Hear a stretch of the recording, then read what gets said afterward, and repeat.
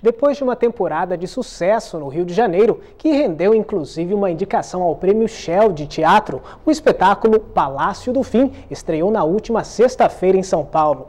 A peça, dirigida por José Wilker, está em cartaz no Teatro do Sesc Consolação, na capital paulista. E Antônio Carlos Gomes foi conferir. Com atores brasileiros de destaque, a peça examina as tensões da guerra do Iraque. O texto, construído pela canadense Judith Thompson, se utilizou de reportagens e casos divulgados pela imprensa mundial. Um teatro que de repente provoca reflexão, provoca catarse, provoca a gente pensar na bestialidade da qual nós, seres humanos, somos capazes. Camila Morgado, Vera Holtz e Antônio Petrin estão nos papéis principais. 3 personagens que defendem pontos de vista absolutamente distintos sobre o conflito.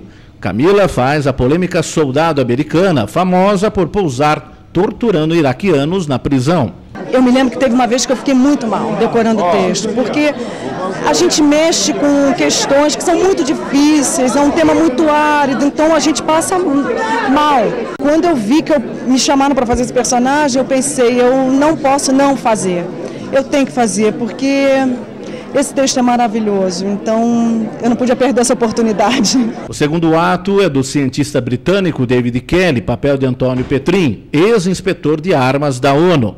Kelly revelou ao mundo a grande farsa que serviu de subsídio à invasão do Iraque. É uma peça que conta de uma realidade mundial e que está aí até hoje e que nós sofremos, o mundo sofreu com essa guerra, continua sofrendo, a economia do mundo acaba também sendo prejudicada por causa desse tipo de guerra. Vera Holtz fecha o painel interpretando uma mãe iraquiana e comunista que conta como sobreviveu ao Palácio de Fim de Saddam Hussein, onde, entre outras atrocidades, presenciou casos de tortura infantil.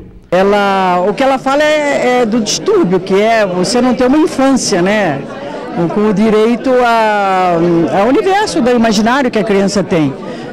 A vida da criança é política. Desde pequenininha ela já convive com os conflitos, já convive com aquele poder absolutista, no caso do Iraque, do Saddam Hussein. E que eu falo na peça que as crianças não têm medo de monstro, bruxa, essas coisas, nem existe no Iraque, né? Essas regiões de conflito, isso não, você tem medo realmente do inimigo, né? Vivo, real. As entrevistas completas da estreia de O Palácio do Fim você confere no programa Coletiva de Imprensa desta quinta-feira, às 10 da noite. Muito bem, é só esperar para conferir. O espetáculo Palácio do Fim está em cartaz até o dia 11 de março no Teatro Anchieta, Sesc Consolação. O teatro fica na Rua Doutor Vila Nova, 245, no bairro Vila Buarque, em São Paulo. As sessões são às sextas e aos sábados, às 9 da noite e aos domingos, às 6 da tarde. E na última sexta-feira, o Poder Público de Bragança Paulista divulgou os shows e as datas para a 47ª Expo Agro e a 20ª Festa do Peão. A repórter Suelen Oliveira é quem tem mais informações para a gente. Suelen? É isso mesmo, Danilo, está confirmada a programação de shows e as datas da Expo Agro e da Festa do Peão deste ano. Eu converso com o secretário de Agronegócios, Nelson Nardi. Nelson, quais as atrações são confirmadas para essas festas? Na última sexta-feira, dia 20, o prefeito Jango, reunindo com a comissão, né, da Expo Agro, divulgou oficialmente a relação dos shows. Então, a festa esse ano antecipa um pouquinho, ela começa no dia 23 de março. Então, na abertura, no dia 23, nós teremos Paula Fernandes. No dia 24, no sábado, Gustavo Lima. No dia 25, no domingo, Humberto e Ronaldo. Depois a gente dá uma parada e volta na quarta-feira, que é o dia livre. Então nós teremos Teodoro e Sampaio. Na quinta-feira, a atração do momento, Michel Teló. Na sexta, não menos importante, o Luan Santana. No sábado, repetindo a exposição do ano passado, a Festa do Peão, Jorge Mateus. E para fechar a festa, Fernando Sorocaba. E como será feita as vendas de ingressos? A partir do dia 1º de março, né? Então, o ingresso antecipado. Como de costume, a gente ainda não sabe qual loja que vai vender, qual ponto comercial, mas já temos os preços.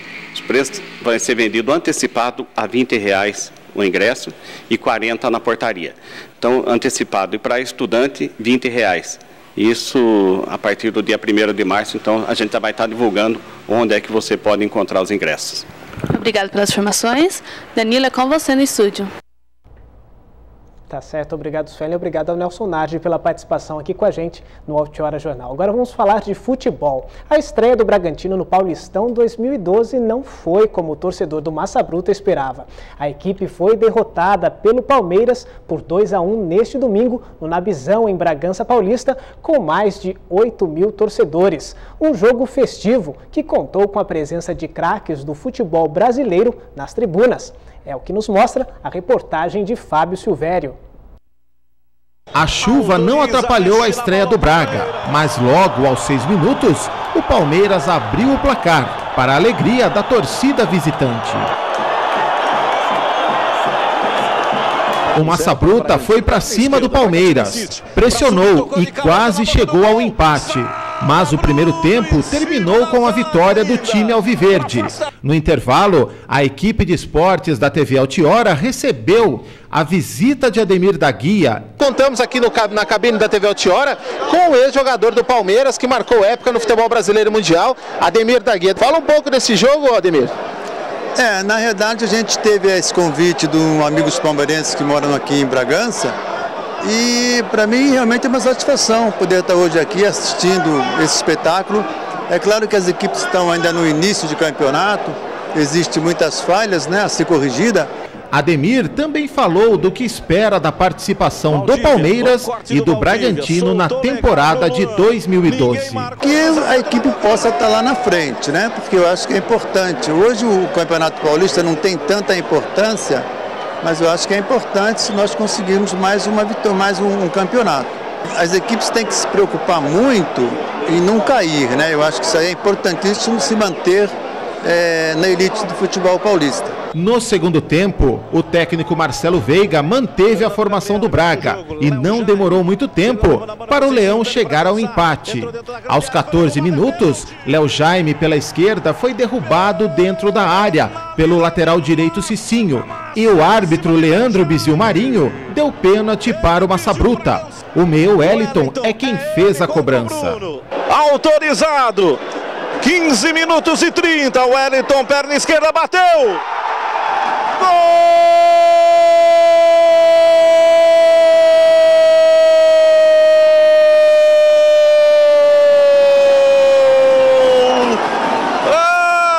Do Bragantino, Wellington, cobrando o pênalti. Mas aos 38 minutos, em jogada do Mago Valdívia pela esquerda, na bola cruzada na área, o atacante Maicon Leite, que saiu do banco, marcou o gol da vitória palmeirense.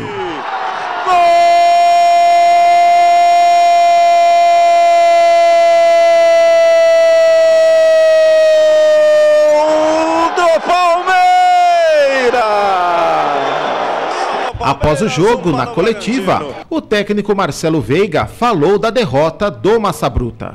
A gente sabe que é ruim começar com um resultado negativo, mas a expectativa é de que a gente melhore, né? No decorrer do trabalho aí, já não tem como respirar, quarta-feira já tem um confronto aí com a equipe da Ponte, então é encarar com responsabilidade. O treinador comentou a atuação do ataque da equipe e reforçou a informação de que o centroavante Lincoln, artilheiro do Braga na Série B do Brasileiro do ano passado, já não faz mais parte dos planos para a temporada. Lincoln, infelizmente, ele encerrou a sua condição aqui no Bragantino pela condição financeira. Mas o que a gente pode dizer, o que eu posso te falar é que a gente criou alternativas, teve várias oportunidades para poder chegar e envolver a equipe do Palmeiras. É evidente que eu te disse, a parte física ela pesou bastante, então alguns jogadores sentiram mais do que os outros, né? Você vê, Jean Carlos, o Wellington, o Fernando, o Vitor Ferraz, todos eles chegaram depois do início da pré-temporada, chegaram no dia 4 de janeiro, 3 de janeiro. Então e foi notório a parte física, eles acabaram sentindo. Então a gente espera que eles possam evoluir e chegar no mesmo nível dos demais. O capitão André Astorga também falou sobre a atuação do Bragantino e o que faltou para conquistar a vitória. Jogadores novos chegando, hoje praticamente estrearam acho que 6 ou 7 jogadores no nosso elenco. A princípio a gente tem que procurar primeiro um entrosamento maior porque você fazer treinamentos sem ser jogo é diferente de que você jogar com o adversário valendo os 3 pontos. Mas na minha concepção, acho que o time se portou muito bem, mas a gente tem tudo para aprimorar isso aí. O professor Marcelo Veiga, ele sabe o que ele tem na mão, o jogador que ele escolheu, né? E com certeza, com um conjunto melhor, a gente vai fazer bons jogos, vai conseguir começar a somar pontos na tabela. Serginho comentou aonde o time errou e se a ausência do volante Cambará, que se contundiu nos últimos dias de treinamentos antes da estreia, mudou a forma do Bragantino jogar. Damos um gol de bola parada e o outro numa desatenção. Então eu acho que não só contra time grande, mas a gente tem que ter atenção durante os 90 minutos, tem que estar ligado, porque a gente sabe que enquanto o juiz não apitar, o jogo está rolando e tem chance de acontecer alguma coisa. Então nós tivemos 2 cochilinhos no jogo que foram primordiais para o Palmeiras sair com a vitória. Jogou muito bem, assim como todos os jogadores. Acredito que não foi não foram 2 jogadores, acredito que foi mais um todo. O Bragantino se portou muito bem e infelizmente não conseguimos pontos. O repórter Ricardo Martins opinou sobre o jogo, se o resultado foi justo e o que espera do Palmeiras e do Bragantino em 2012. Eu acho que o Palmeiras mereceu a vitória, né? O Bragantino lutou muito, mas eu vi esse Bragantino deste ano um time não tanto lutador como a gente tinha o Bragantino do ano passado, né? O Palmeiras tem um jogador que faz a diferença, que no primeiro tempo praticamente não jogou, que é o Valdívia. Na segunda etapa chamou a responsabilidade, fez a jogada do segundo gol. E nesta quarta-feira, o Bragantino já tem outro difícil compromisso. Confiante na reabilitação, o zagueiro Astorga sabe da importância do jogo e da dificuldade que o time terá pela frente. Pode ter certeza que quarta-feira vamos fazer um bom jogo diante da Ponte. É um jogo difícil, todo mundo sabe, a Ponte Preta conseguiu acesso, está na Série A, mas independente disso aí a gente vai procurar um entrosamento o mais rápido possível e fazer um bom jogo quarta-feira diante da Ponte e conseguir uma vitória. Muito bem, boa sorte ao Bragantino então aí nas próximas partidas. O Massa Bruta vai jogar na quarta-feira contra a Ponte Preta no estádio Moisés Lucarelli em Campinas. E a Federação Paulista de Futebol divulgou no final da tarde desta segunda-feira que a partida deverá ocorrer com os portões abertos, ou seja, com a presença dos torcedores. E o início está previsto para as 7h30 da noite. E o Altiora Jornal fica por aqui. Outras notícias na edição inédita desta terça-feira, a partir das 7 da noite. A gente se vê. Obrigado pela companhia. Até lá.